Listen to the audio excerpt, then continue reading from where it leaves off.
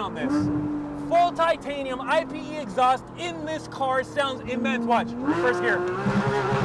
Oh! We're breaking loose the rear tires, baby. Whoa!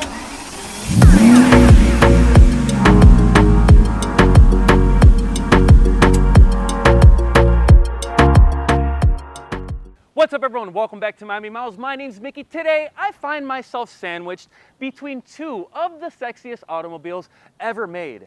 To my left, we have Charlize Theron, the GT3 Touring, a car that's near and dear to my heart. I love this thing so much. I can't even convey through this camera just how this car makes me feel. Hopefully, some of you fans have seen me react to this over and over and over again. It never gets old.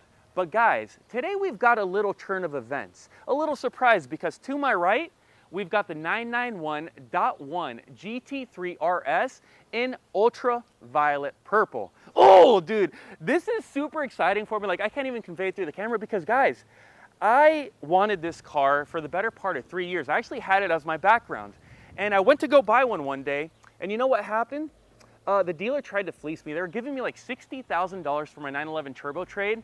And I declined that offer. I went a couple weeks later to McLaren, got my 600 LT, and the rest is history. So today I'm gonna find out once and for all if I made the right choice buying those cars in that sequence. Today I'm gonna drive both back to back, and we're gonna find out if this thing is as special as I once thought, and if I'm gonna dream about cheating on the Touring every single night moving forward. Anyways, let's get right into it.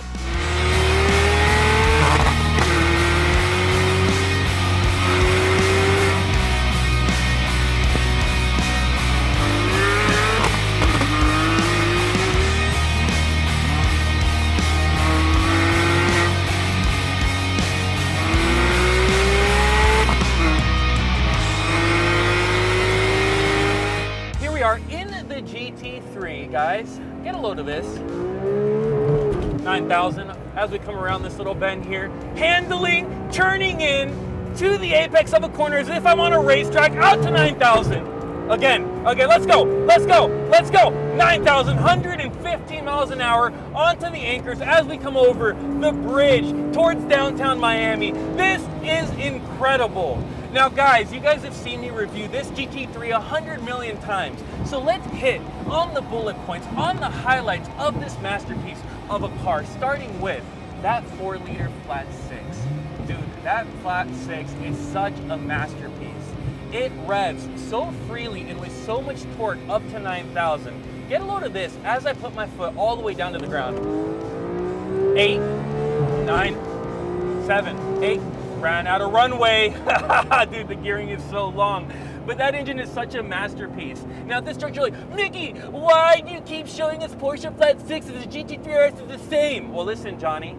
Sure, most people would think that it's the same, but this car is a 991.2, which means it has an updated version of the flat six. It's a version 2, which means that it revs more freely to 9,000. And I imagine that extra 200 RPM gives this car all of the fizz and feels that we want out of something like this. But apart from that engine, the other thing that makes this so spectacular is this little gearbox right here, because it is so notchy, it is so short in its throw, and so damn satisfying. Watch. So second, third, fourth, oh, back down, third, back down to second, and that's all me. That's not a sport button. Obviously, that's going to be something that the RS can't even measure up with because this is so damn engaging. But at the same time, I think that the RS is going to be much faster. Just like I think the RS is going to handle a little bit better. The GT3 Touring feels more like it's GT inspired than a race car. Sure, it feels nimble. Sure, it can rotate and it can turn from lane to lane, and sure, it feels nice. But it doesn't give you the sensation that you're sitting in a go-kart, which means that this car does feel like it has a longer wheelbase at this speed because of its rear wheel steer, and it feels like you're in a very rocket fast like experience of a car. It's also very comfortable. So as I bury my foot to the ground, God, it goes over bumps so well. Honestly, this is probably the most comfortable GT car in the world. Now I know the 992 variant is much more uncomfortable, but this thing is a joy to drive. I love the engine, I love the tranny, I love the steering, I love the ride. But what about the stability? Now guys, remember, this thing doesn't have that huge rear wing of the GT3RS, and at speed, honestly, I feel like the back does come up and down quite a bit. Now obviously I'm not in a situation right now where I can take the car 130 miles an hour, but when I've done that in the past, I feel like the car could do with a little bit more downforce. But overall, ladies and gentlemen, this is a car that makes you feel special in all kinds of ways, and I've said it over and over and over and over again. It is the car that has those magical hands that come up from underneath the seat and give you all the rubs in all of your private parts and get you a rock hard, situation in your pants. I absolutely love it, and I can't wait to see how the GT3 RS is gonna measure up. So let's head back and take a look at that car.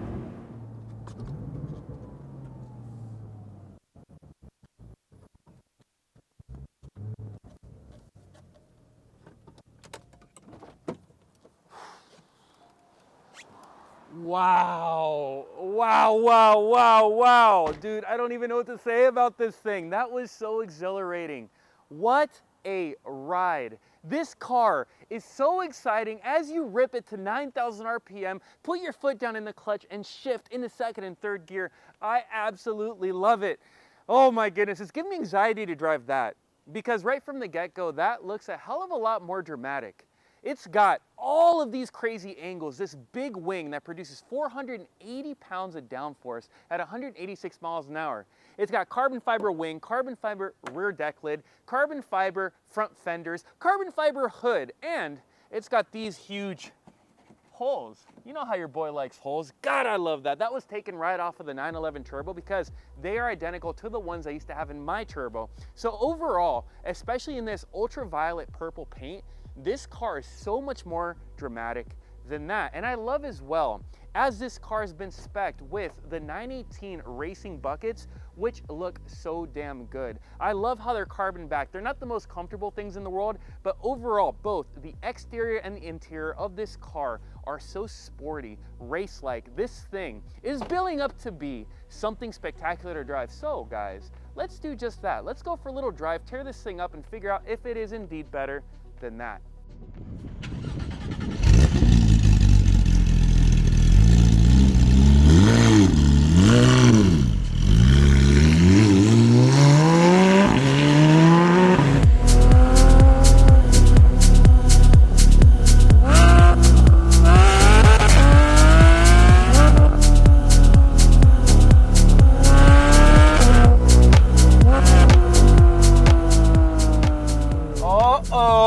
Here we are, ladies and gentlemen, in the GT3RS.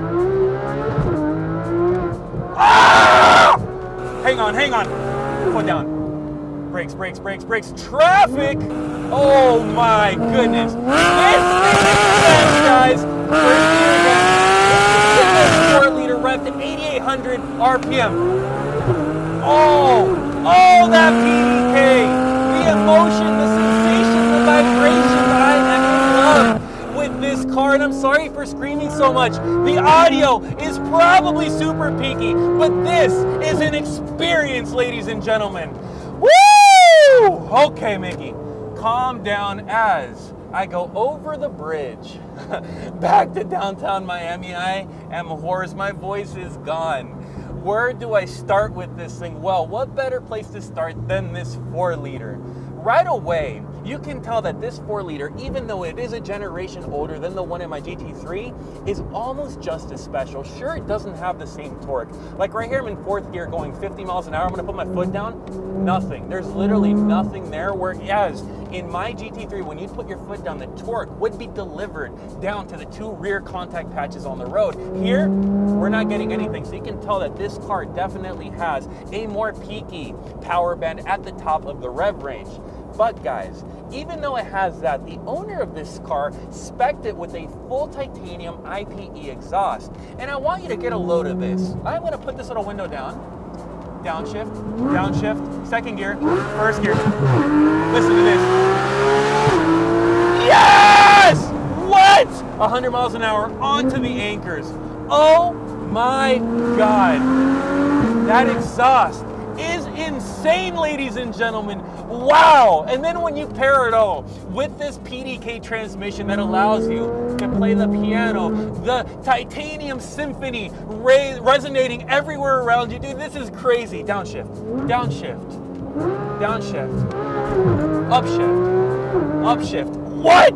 I love it. I love it. I love this entire powertrain. Thank you, God, for making this car. But what about the handling? The way that it rides over bumps? Well, ladies and gentlemen, the handling in this car is slightly different than my GT3 in that this thing feels like a bona fide race car on the road. Now, I'm not saying that it's stiff because it's not, but the way that it turns direction, it makes you feel like you are connected to the road, like you are in full control of the automobile. This thing does things to you when you're steering it that the GT3 cannot. And I guess that is why this is an RS and that is a GT3. And I think that's extrapolated to the stability and the confidence it gives you to drive it around like an absolute asshole on roads like this. This thing is a riot.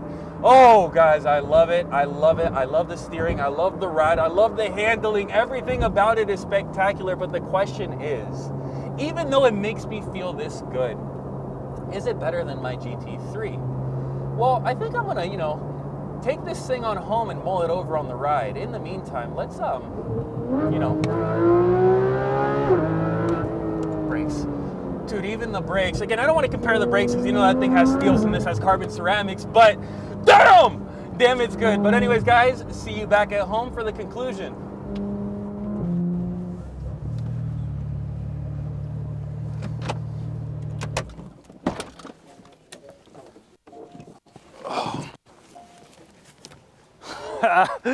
Ladies and gentlemen, this thing is out of this world. I would imagine if I was addicted to crack, it would feel the exact same way as this thing drives. Oh my God, it is so good. It is so good. But guys, even though I'm without words, I am sweaty, I am nervous, I don't even know what to say into this camera, I have to pick a winner. Because this is a comparison wherein I figure out if this is the car I should have had. But guys, let's get into it. Let's start with the appearance. This car obviously is the better looking car. And I know that's gonna draw the ire of you gentlemen that like, this clean silhouette. But this car looks boy racer. It has the angles, it has the holes, it has the wing. I love how this looks, and to me this gives me a little bit more drama and fizz. But then guys, we talk about the engine and gearbox, the powertrain. Which one do I give it to? This is hard. This is hard. It's like debating between, an A and an A+. What's the real difference? They're both A's. Well, if I had to pick one, it has to be this guy.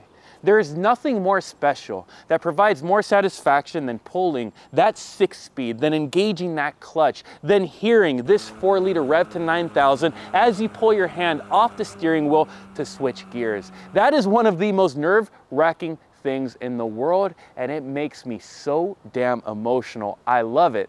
But guys, we now have to talk about the handling. We now have to talk about the grip and the ride. And honestly, this thing is perhaps the best handling car I've ever driven in my life. The way that it switches lanes is akin to my GT4, but it adds way more grip, it adds way more confidence, it transmits that much more feel through the steering wheel, up the rack, into your fingertips. This thing makes you feel like you are in a real life race car, like a go-kart for the road. It's insane. I get why it's so fast around the Nürburgring. So at this juncture, you're like, Mickey, your favorite car is this, the RS. Whoa, Johnny, slow down. Because I think the winner of this competition has to be the car that's more special. And to me, even though this may be controversial, I believe that this car is more special. Not only is it more rare with 700 in North America, there's 1,600 of those. Not only does it have a 6-speed manual, which at low speeds is much more fun to drive than this, but also it's got the ability to switch out that exhaust, throw an IPE titanium unit on it, and get the best of both worlds. And you best believe that I am gonna do just that. I love this thing. I'm never getting rid of it, you know, unless the bank comes calling and makes me get rid of it. But in the meantime, guys, I'm gonna enjoy the shit out of this. Nothing bad about this guy. Any of you that have it, God bless you. This is a masterpiece, but your boy would take this every single day of the week. Now, guys, go down below. Give me your opinions on the matter. Am I wrong? Am I stupid? Am I biased in picking my own car? Honestly, I feel like it's like splitting hairs. They're almost the same, but I gotta pick this one. Anyways, guys, go down below, give me a thumbs up, give me a subscribe, and I look forward to seeing you next video. Take care.